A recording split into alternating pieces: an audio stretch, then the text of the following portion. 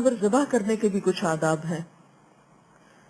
मसलन ये कि छुरी तेज होनी चाहिए, जानवर को ज़बह करते वक्त उसे अजियत नहीं देनी चाहिए। हजरत शद्दाद बिन औस बयान करते हैं कि रसूलुल्लाह सल्लल्लाहु अलैहि वसल्लम से मैंने 2 बातें याद की। आपने फरमाया, अल्लाह ताला ने हर चीज पर एहसान फर्ज किया, यानी एक मुहसिन जो है उसका एहसान सिर्फ इंसानों पर नहीं होता, जानवरों पर भी होता है। और जब ज़बह करो तो अच्छे तरीके से ज़बह करो। जब तुम में से कोई ज़बह करना चाहे तो वो छुरी को अच्छी तरह तेज करे और अपने जानवर को आराम दे, यानी ज़बह करते वक्त जानवर को किसी किस्म की तकलीफ नहीं देनी चाहिए। फिर इसी तरह यह है कि कुर्बानी करने वाला अगर कुर्बानी अपने हाथ से ज़बह करे तो वो ज्यादा बेहतर है, लेकिन अगर वो खुद ना कर सकता हो तो किसी और से भी करवा सकता है और खुद पास खड़ा रहकर देख भी सकता है। फिर इसी तरह जानवर को किबला रुख करके दुआ पढ़ के ज़बह करना चाहिए। बिस्मिल्लाह अल्लाहु अकबर से शुरू करना चाहिए। इसी तरह जो मजीद दुआ है वो है बिस्मिल्लाह अल्लाहु अकबर अल्लाहुम्मा मिनका वलका अल्लाहुम्मा तक़ब्बल मिन्नी। अल्लाह के नाम पर ज़बह करता हूँ, अल्लाह बहुत बड़ा है। खुदाया मैं तेरी खुशनुदी के लिए ये कुर्बानी करता हूँ, तो इसे मुझसे कबूल फरमा ले। फिर इसी तरह कुर्बानी करते वक्त ये भी ख्याल रखना चाहिए कि कुर्बानी का गोश्त और खाल वगैरह इनका सदका किया जाए। गोश्त के बारे में तो ये है कि खुद भी खा सकते हैं और सदका भी कर सकते हैं, लेकिन खाल खुद नहीं रख सकते।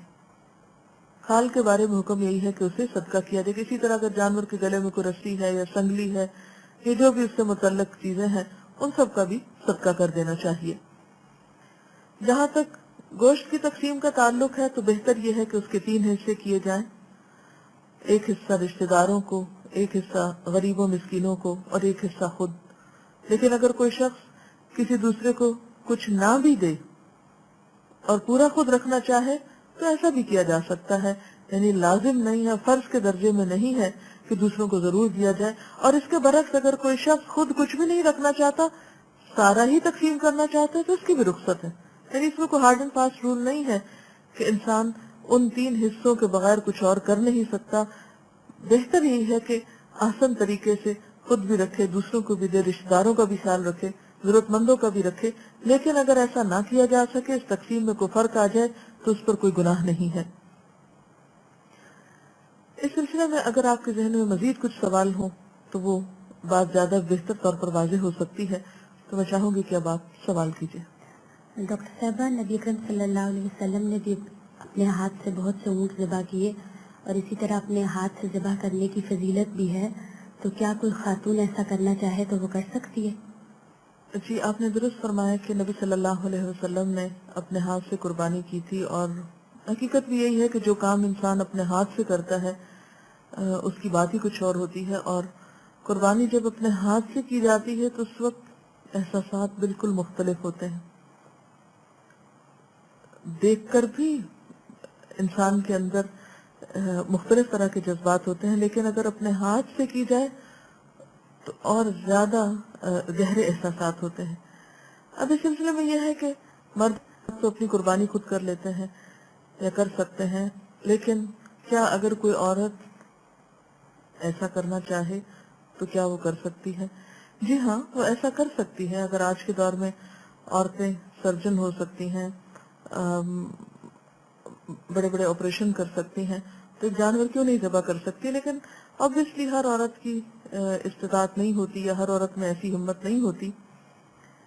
लेकिन जहाँ तक जवाज का ताल्लुक है तो इस सिलसिले में हमें एक रिवायत मिलती है जिसकी सनद भी सही है, हजरत अबू मूसा के बारे में, कि वो अपनी बेटियों को हुक्म देते थे कि वो अपनी कुर्बानियां खुद अपने हाथों से करें। नहीं, मना नहीं है, बल्कि उसके बरक्स एक सहाबी का अमल मौजूद है।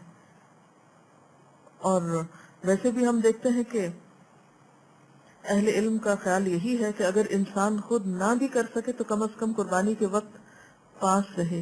लेकिन अगर किसी मजबूरी की वजह से कुर्बानी किसी ऐसी जगह हो रही है कि आप जा नहीं सकते या देख नहीं सकते या पास खड़े नहीं हो सकते, तो उसमें भी हर्ज नहीं है, कुर्बानी तो हो जाएगी। جی اور کوئی سوال؟ ڈاکٹر صاحبہ عموماً یہ دیکھا گیا ہے کہ جب گھروں میں قربانی کی جاتی ہے تو نبی صلی اللہ علیہ وسلم کی طرف سے بھی کی جاتی ہے، تو کیا ایسا کہا جا سکتا ہے؟ قربانی اپنی طرف سے کرنے کے علاوہ دوسروں کی طرف سے بھی کی جا سکتی ہے، اور خصوصاً اللہ کے رسول صلی اللہ علیہ وسلم کی طرف سے، کیونکہ آپ کے ہم پر بے شمار احسانات ہیں. آپ نے ہمارے لیے وہ کچھ کیا جو ہمارے والدین بھی نہیں کرتے. آپ سب جہان والوں کے لیے رحمت للعالمین تھے.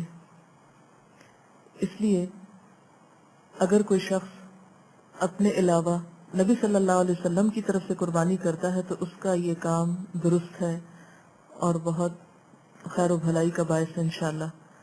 اور پھر آپ دیکھیے کہ ہم تو اب سوچتے ہیں کہ کریں یا نہ کریں. رسول اللہ صلی اللہ علیہ وسلم نے اپنی امت کی طرف سے قربانی کی.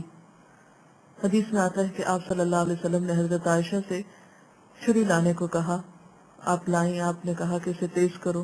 حضرت عائشہ کہتی ہیں کہ میں نے چھری کو تیز کیا. پھر آپ صلی اللہ علیہ وسلم نے مینڈے کو جو آپ کے لیے وہ پیش کیا گیا تھا، آپ کے کہنے پر جو آپ کے منگوانے پہ لایا گیا تھا، اس کو آپ نے لٹایا اور فرمایا بسم اللہ اللہم تقبل من محمد و آل محمد ومن امت محمد ثم ضحى به. صحیح مسلم کی روایت ہے کہ نبی صلی اللہ علیہ وسلم نے جب وہ مینڈا ذبح کیا تو فرمایا اللہ کے نام کے ساتھ، اے اللہ محمد صلی اللہ علیہ وسلم، آل محمد صلی اللہ علیہ وسلم اور امت محمد صلی اللہ علیہ وسلم کی طرف سے اسے قبول فرما. یہ کہہ کر پھر آپ نے اس مینڈے کو ذبح کیا. جی اس کے علاوہ کوئی اور سوال؟ ڈاکٹر صاحبہ کیا والدین کی طرف سے جو وفات پا چکی ہیں ان کی طرف سے قربانی کی جا سکتی؟ جی ہاں، والدین کی طرف سے قربانی کی جا سکتی ہے، اور والدین کے علاوہ اگر کوئی اور رشتہ دار ہو، دوست ہو، عزیز ہو، کسی کو بھی آپ ثواب پہنچانا چاہیں تو اس کی طرف سے آپ قربانی کر سکتے ہیں. آج کل لوگ قربانی کی جگہ پیسے دے دیتے ہیں، تو کیا یہ عمل ٹھیک ہے؟ آپ کا سوال یہ ہے کہ کیا قربانی کرنے کی بجائے اگر وہ پیسے کسی غریب کو دے دیے جائیں تو کیا قربانی کا حق ادا ہو جائے گا؟ بات یہ ہے کہ غریب کو پیسے دینے کے لیے تو پورا سال ہے آپ کے پاس، آپ جب چاہیں دیں، پیسہ دیں، کپڑے دیں، کھانا دیں، جو بھی دیں. لیکن قربانی ایک ریچول بھی ہے، تو ریچول مخصوص طریقے پر ہی ادا ہوتے ہیں. یعنی اگر آپ اس وقت قربانی کرنے کی بجائے کچھ اور کریں تو وہ فائدہ نہ دے گا. اسی طرح ہم دیکھتے ہیں کہ نبی صلی اللہ علیہ وسلم یا صحابہ کرام سے کوئی ایسی سنت ہمیں نہیں ملتی کہ آپ نے قربانی کے موقع پر پیسے تقسیم کر دیے. ہم لوگ عام طور پر غریبوں کو بھولے رہتے ہیں، لیکن جب کسی فرض کے ادا کرنے کی بات ہوتی ہے یا کسی سنت کی پیروی کی بات ہوتی ہے تو اس وقت ہم اس کی بجائے کچھ اور چیزیں سجیسٹ کرنے لگتے ہیں. تو یہ طریقہ درست نہیں. اللہ تعالیٰ کے ہر کام میں ایک حکمت ہے. صرف پیسے کسی کو دے دینا، اس میں انسان کے جذبات اور قربانی کا وہ احساس اور وہ فیلنگز نہیں ہوتی. ایک خاص طریقے پر ایک چیز جب اللہ کے حضور پیش کی جاتی ہے، نظر کی جاتی ہے، قربانی کی جاتی ہے تو اس کے بہت سے فوائد ہوتے ہیں. یعنی صرف وہ صدقہ نہیں ہے، اس سے مخصوص صرف کسی کو کھانا کھلانا نہیں ہے، یہ صرف کسی کی ضرورت پوری کرنا نہیں ہے. اس میں اور بھی بہت سی حکمتیں ہیں، ان کو بھی مد نظر رکھنا چاہیے. تو قربانی کرنے سے ہی ہوگی، پیسے دینے سے نہیں. جی کوئی اور سوال؟ ڈاکٹر صاحب عید قربان کو عید الضحیٰ بھی کہتے ہیں، تو اس کا درست تلفظ کیا ہے؟ جی ہاں، بعض لوگ عید الاضحیٰ کو عید الضحیٰ کہتے ہیں، جبکہ یہ عید الاضحیٰ ہے. اضحیٰ اضحیہ سے، لغت کے اعتبار سے عید الضحیٰ کہنا درست نہیں. اور عید الاضحیٰ کا معنی قربانی کی عید ہے، جبکہ ضحیٰ کا لفظی معنی ہوتا ہے چاشت کا وقت. تو چاشت کے وقت کی عید تو نہیں ہے، یہ تو قربانی کی عید ہے. اس لیے درست لفظ بولنا چاہیے. یا تو اردو میں آپ قربانی کی عید کہہ دیں، یا پھر عربی میں اگر کہنا چاہیں تو عید الاضحیٰ کہیں. اس کے ساتھ ہی ہمارے آج کے پروگرام کا وقت ختم ہوتا ہے. اجازت چاہتے ہیں. سبحانک اللہم و بحمدک نشہد ان لا الہ الا انت نستغفرک ونتوب الیک. والسلام علیکم ورحمۃ اللہ وبرکاتہ.